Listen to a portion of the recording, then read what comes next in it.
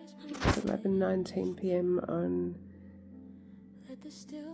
the 12th of February, and I'm just reading this book that came through in an interesting way. Nobody Nowhere by Donna Williams, who is now passed. I remember my first dream, or at least the first that I can remember. I was moving through white, with no objects, just white, although bright spots of fluffy colour surrounded me everywhere. I passed through them and they passed through me. It was the sort of thing that made me laugh. This dream came before any others with shit or people or monsters in them, and certainly before I noticed the difference between the three. I must have been less than 3 years old. This dream depicted the nature of my world at the time. Awake, I pursued the dream relentlessly. I would face the light shining through the window next to my cot and rub my eyes furiously. There they were, the bright fluffy colours moving through the white. Stop that, came intrusive garble. I'd continue merely. Slap. I discovered the air was full of spots. If you looked into nothingness, there were spots. People would walk by, obstructing the magical view of the nothingness. I'd get past them. I'd garble. My attention would be firmly set on my desire to lose myself in the spots, and I'd ignore the garble, looking straight through this obstruction with a calm expression, soothed by being lost in the spots. Slap. I was learning about the world. I learned eventually to lose myself in anything I desired. The patterns on the wallpaper or the carpet, the sound of something over and over again, and the repetitive hollow sound I'd get from tapping my chin. Even people became no problem. Their words became mumbling jumble, their voices a pattern of sounds. I could look through them until I wasn't there, and then, later, felt that I had lost myself in them. Words were no problem, but other people's expectations for me to respond to them were. This required my understanding what was said,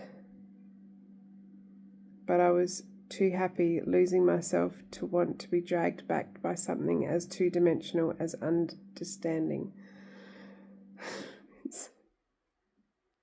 What do you think you're doing? Came the voice. Knowing I must respond in order to get rid of this annoyance, I would compromise, repeating, "What do you think you're doing?" addressed to no one in particular. "Don't repeat everything I say," scolded the voice. Sensing a need to respond, I'd reply, "Don't repeat everything I say." Slap. I had no idea what was expected of me. For the first 3.5 years of my life, this was my language, complete with an intonation and inflection of those I came to think of as the world. The world seems to be impatient, annoying, callous, and unrelenting. I learned to respond to it as such, crying, squealing, ignoring, and running away.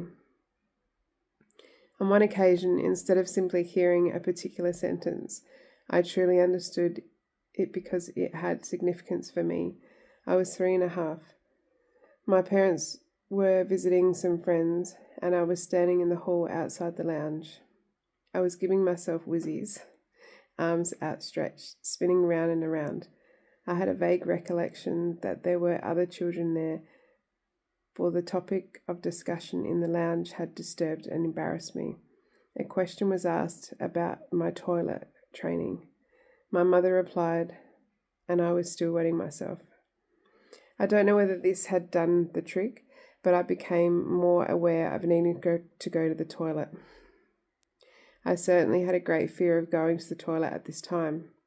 I would hold on for what seemed like forever, and then go just before I did it on the spot. Sometimes I would hold for several days until I was so constipated I would vomit up bile. Then I became afraid of eating food too. I would eat only custard, jelly, baby food, fruit, lettuce leaves, honey, and white pieces of bread with multicolored hundreds and thousands sprinkled on them. Oh, I love it, like my dream.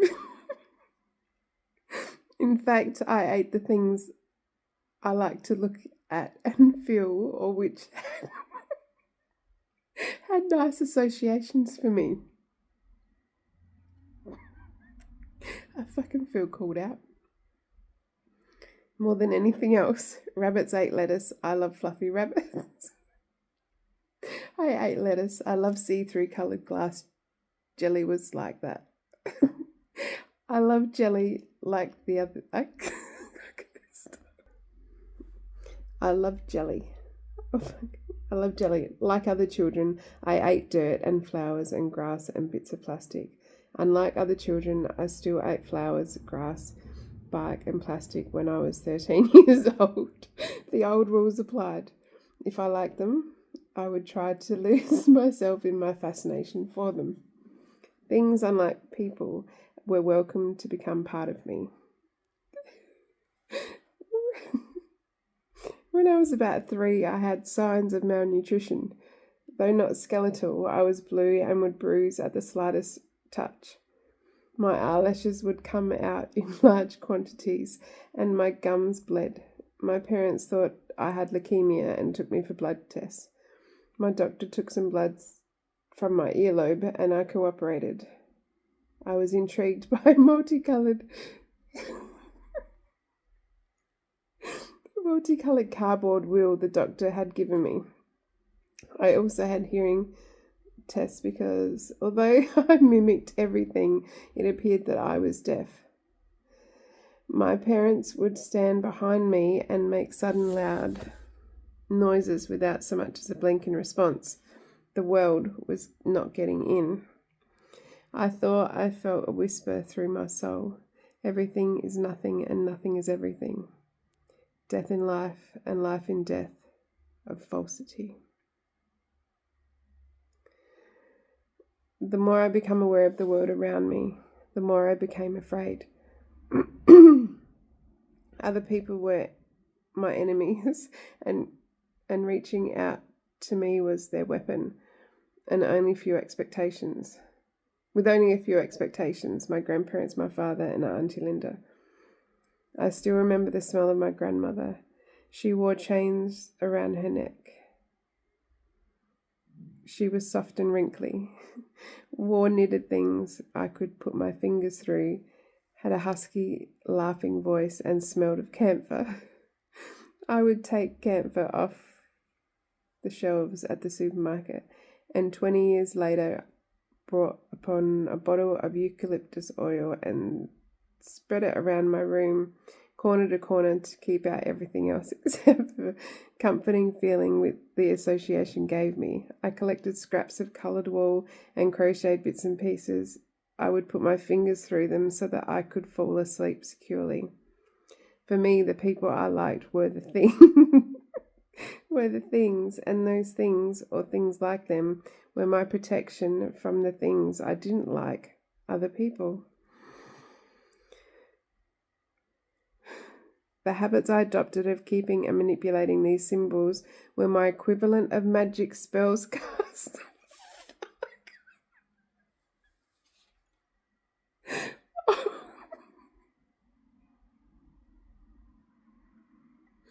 Oh, shit.